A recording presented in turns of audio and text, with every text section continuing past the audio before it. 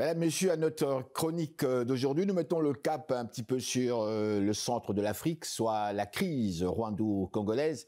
Et comme vous le savez, il y a des nombreux commentaires au niveau des réseaux sociaux, au niveau des différents médias. Chacun arrive avec son approche comme telle. Et bon, en ce qui me concerne, je voudrais quand même présenter quelque chose, et je le dis, ce que je m'engage, c'est personnel, ce n'est pas nécessairement la vérité toute enfoncée, mais c'est un point de vue personnel, et c'est Henri Ngaka. Pour moi, en fait, je me suis interrogé sur ce qui se passe en République démocratique du Congo, à la question, mais qu'est-ce qui se passe? Pourquoi une invasion? De quoi parle-t-on ici? En fait, j'ai mis en titre ici, voici les raisons, les véritables raisons donc de cette invasion rwandaise en République démocratique du Congo, et c'est donc mon article.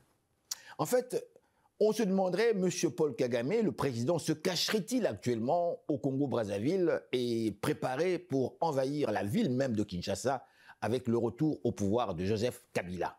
Attention, c'est la question que l'on se posait, en fait, à la stratégie machiavélique de l'Union européenne et d'Emmanuel Macron de Paris, Bruxelles. C'est l'Union ici qui viennent de perdre l'Afrique de l'Ouest, bientôt la Côte d'Ivoire. Donc, il ne reste plus que le Gabon, le Cameroun et le Congo-Brazzaville, donc le voisin d'en face de Kinshasa, la capitale nationale diplomatique congolaise.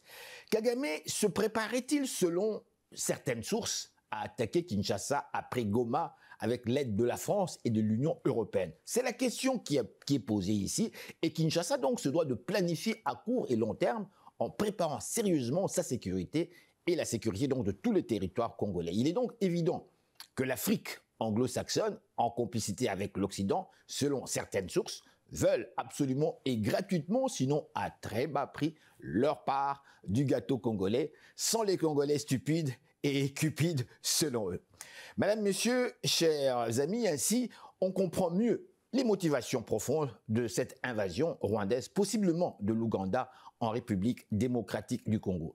Pays africain, soulignons-le, considéré comme un scandale géologique, le Congo est très riche, doit-on le souligner, dans sa tragédie historique datant depuis 1885 à la conférence de Berlin sous le leadership de Bismarck. Le partage de l'Afrique par des Européens, tels des morceaux de gâteau, ça c'est vrai et réel, et nous en subissons aujourd'hui les conséquences avec des opportunistes insatisfaits. Madame, Monsieur, vous vous demandez sans doute, en suivant les infos, mais que se passe-t-il donc en République démocratique du Congo? Pourquoi tous ces morts dans les rues de Goma à l'est de la République démocratique du Congo? Pourquoi un mouvement rebelle au Congo en 2024 et qui fait sa marque dans les médias internationaux en pleine campagne électorale visant le poste de président du Congo?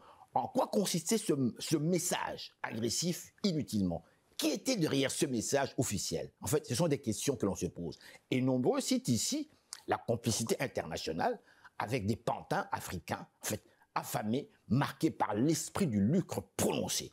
Observons bien la situation politique actuelle en analysant la stratégie machiavélique de Paul Kagame et ses partenaires anglo-saxons. Avez-vous remarqué que Kagame reproduit son vieux jeu classique et dit passer en stratégie moderne de guerre et combat militaire pour la prise du pouvoir par la violence et la force? Rappelons-nous de l'assassinat de M. Laurent Désiré Kabila. Beaucoup oublient. Qui? Hein? Qui? Dites-moi, qui? À ce jour, mystère. Pourtant, tout le monde sait qui en observant la méthode de travail. On frappe fort en choquant et par la surprise. Rappelons-nous du Zaïre, 97, dans l'est du Congo, avec les Banyamulenge. On a oublié les Banyamulenge dans l'est du Zaïre. Avez-vous déjà oublié cela aujourd'hui? Kagame et ses partenaires anglo-saxons dans l'Union européenne nous présentent sans embâche un autre nouveau pantin déguisé en général à Goma, un certain Nanga, un très proche de Joseph Kabila, qui déclara à TV5 il y a de cela quelque temps un punch à destination du leader congolais. Il y a eu arrangement de pouvoir entre Kabila et Tshisekedi. C'est ce qu'il avait dit. C'était le premier punch. Kabila Joseph via le nouveau pantin obéissant à Nanga qui est à Goma actuellement. Oh mon Dieu, à Goma, dans l'est de la République démocratique du pays, c'est quand même mon pays d'origine que j'ai quitté depuis 1973, imaginez-vous. Chers amis, le constat parle de lui-même. C'est exactement comme en 1997, au départ du maréchal Mobutu, roi du Zaïre, le timonier national, le père de la nation congolaise, indivisible dans ce temps-là. Paul Kagame s'est servi de Laurent Désiré Kabila pour exploiter gratuitement les richesses minières stratégiques du Congo en 1997. Une fois que celui-ci tourne sa veste, après quelque temps, dans l'expérience du pouvoir, dans l'entente même entre ces deux, Laurent Désiré Kabila et Kagame donc, Laurent Désiré Kabila sera assassiné et remplacé par un autre Kabila du nom de Joseph, que certains prétendent être son fils, sans aucun test d'ADN prouvant qu'il est bel et bien le fils de Laurent Désiré Kabila. Le monde entier a avalé cette arnaque de mauvais goût qui ravage à ce jour la vie politique congolaise, faisant de ce monsieur un sénateur à vie, donc un intouchable à vie en RDC.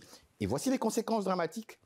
Cet intouchable travaille en complicité, selon les informations, avec son vieux mentor au Rwanda, Paul Kagame, et possiblement Museveni de l'Ouganda. C'est les infos que nous avons.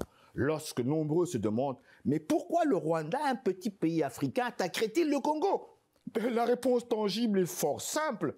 En réalité, il ne s'agit point ici de pourchasser les anciens militaires hutus réfugiés tels qu'on a mentionné quelque part. Non, pas du tout. Mais plutôt ici de réaliser le rêve de Paul Kagame de s'emparer de la province du Kivu en RDC. C'est la vraie raison. Derrière le Rwanda se cache l'Ouganda, l'Union européenne dans la merde avec la guerre en Ukraine et les menaces de M. Donald Trump de livrer une guerre économique.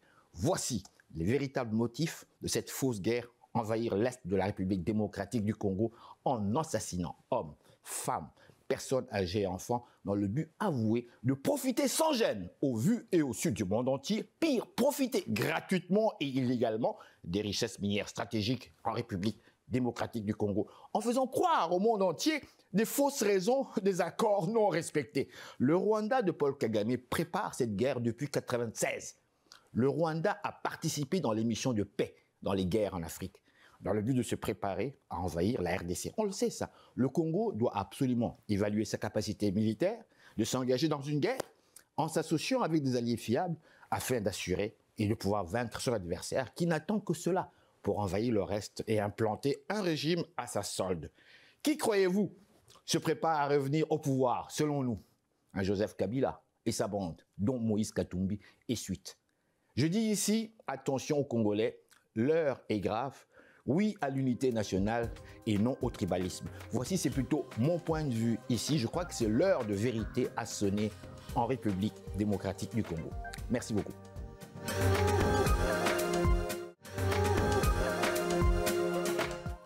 Voilà, mesdames, messieurs, c'est déjà la fin de l'émission. Nous espérons que vous avez aimé. N'hésitez surtout pas de nous faire part de vos commentaires. Pour ma part, je vous dis grand merci au nom de toute l'équipe. Ici, Henri Ngaka, au revoir et gardez le sourire.